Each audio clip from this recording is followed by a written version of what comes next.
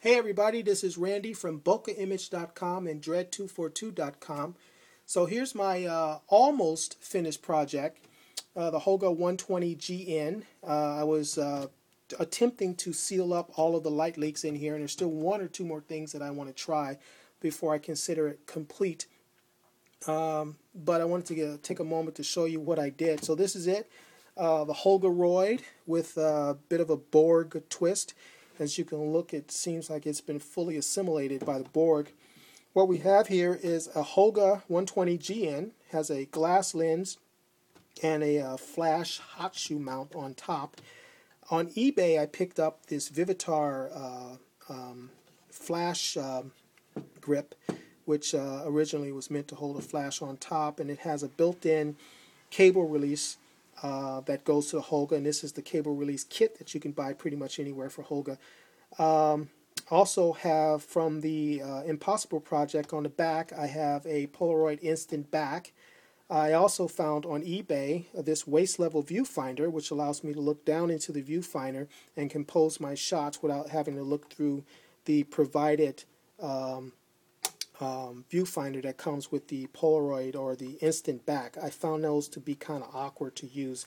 I'm not saying I don't trust it, I'm just saying for my own taste I didn't like using it.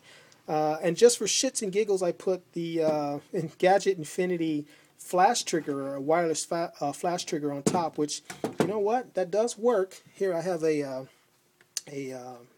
flash right here. Let's see if I can pop that puppy. I'll turn it on. And we are going to, let's see if it goes. Nope. Oh, there it goes. So, just goes to show you that the Holga can pretend at least to be a serious camera when it wants to. I'm happy with the results. It is a beast of a camera to carry around. Certainly is something that will generate conversations when you walk into a room. But so far I'm liking what I've done. I find it to be a worthy project for anyone to take on. Certainly, don't go loading it up with all of these extra gadgets like I've done. But if you just want to get out and shoot some Polaroid-like shots with the instant film, it's certainly, a worthy project. Let me show you what I did as far as the sealing up the light leaks. What I did with this camera, let me open it up, is I sprayed the inside with flat black matte spray paint to seal up, or I should say prevent the light leaks on the inside. I talked about that in a previous video. The two holes down in here that allow the wiring harness for the batteries to extend up into the top half of the camera have been sealed with foam. The little foam little pieces that I clipped off and stuck them in there. For the most part, also there was this little nipple right here that drops down into the film canister. Light was leaking through there. I stuck a toothpick in there, cut it off, and sealed that up. So far, I think I've eliminated a good 50 to 60% of the light leaks. The light that comes in around the film door, or sorry, not the film door, but the back panel, I can't prevent that light right now. I'm working on a fix, but it will have to include the instant back, which is a big piece of hardware. So I'm working on a few things. When I get it done, I'll document it and show you what I've done. Yeah, I'm happy with it. There is something else that I did do. The camera, I should say sorry, not the camera, the Polaroid instant back comes with a dark slide that allows you to cover up the film and remove this. It protects the film from light. That's its main purpose. But I was looking at that dark slide, trying to figure out, is there a way for me to extend its usefulness? So I'm looking at this dark slide, trying to figure out if I could replicate it. And turns out that it's almost the same thickness as the plastic that comes on any one of these little plastic binders that you can get at an office supply place. So, took out a pair of scissors and a couple of knives, and I cut out similar dark slides that look almost similar, almost the same size. And you notice I cut out these holes here. And the reason why is because I had this wacky idea when I was inserting the dark slide that I could somehow figure out how to do a diptych photo inside the Polaroid Instant back. So I figured that if I were to insert a dark slide and then expose the film, exposing one side of the film and leaving the film in place, you take that out, toss the other one in, and expose the other side by covering up. Oh, let me get that in there. And then you expose the other side, that you could come up, you know, with a diptych photo, and it almost worked. It almost worked. Here's an example right here, and as you can see, I was having trouble getting the dark slides in and out.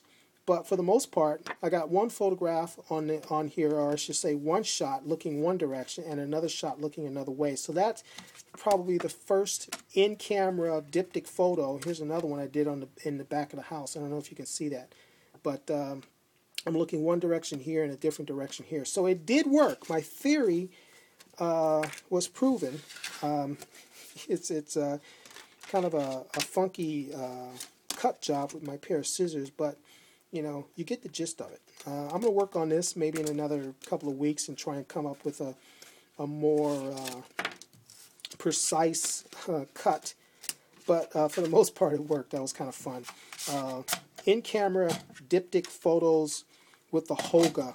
And I don't know if that's a first, but you know what? I'm going to claim it. I'm calling it mine. So here it is, the Holgaroid, ready to go, along with all of its attachments. And I really do like this this waist level viewfinder. I think it makes composing your shots a lot easier. This, you know, I'm not too crazy about that. You're supposed to look through the little hole here and compose your shot inside this square, but I'm not digging that at all.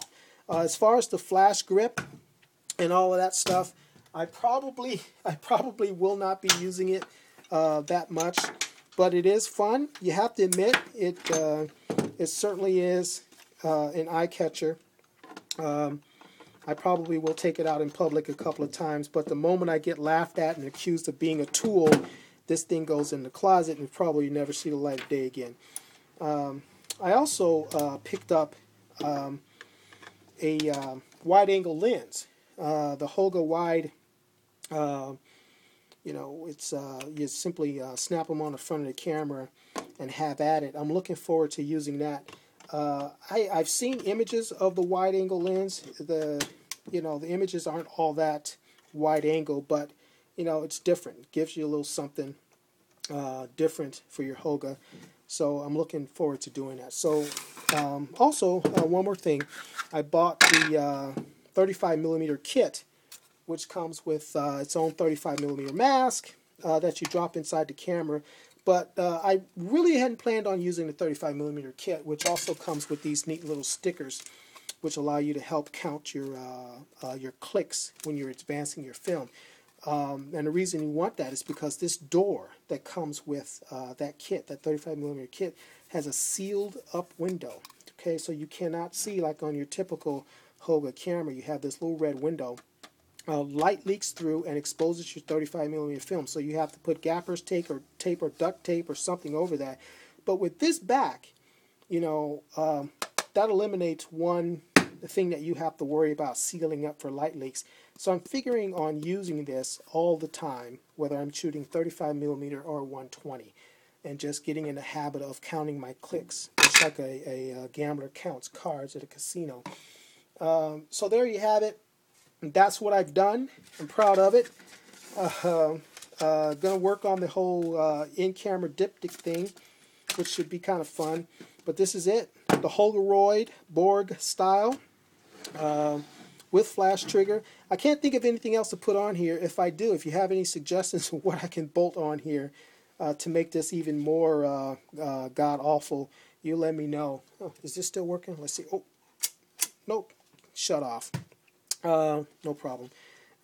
So there you go. the Holga 120 GN Holgaroid Borg version. Almost ready for action. Oh hell, it's ready for action. We're going to be using this in the next day or two. So there you go. Thanks for watching.